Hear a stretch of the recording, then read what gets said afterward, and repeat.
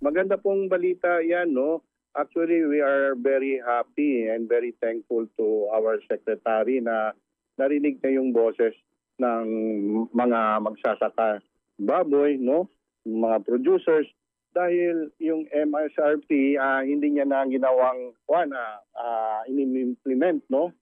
So malaking bagay po, magkakaroon po kami ng lakas na loob, no? At saka magiging motivated po kami na mag-repopulate po. Aha. No?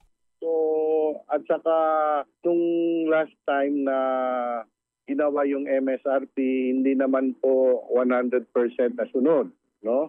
Although we complied, no?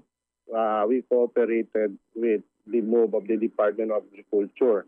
So magandang desisyon yun ni Secretary po na hindi na gamitin yung MSRP kasi hindi naman po yung magiging effective at mag-discourage po yung mga mambababoy na mag-repopulate. So positive po rin sa amin, magandang at nagpapasalamat po kami sa Secretary ng Department of Agriculture sa desisyon na ito. So, na hindi na isunod yung MSRP po.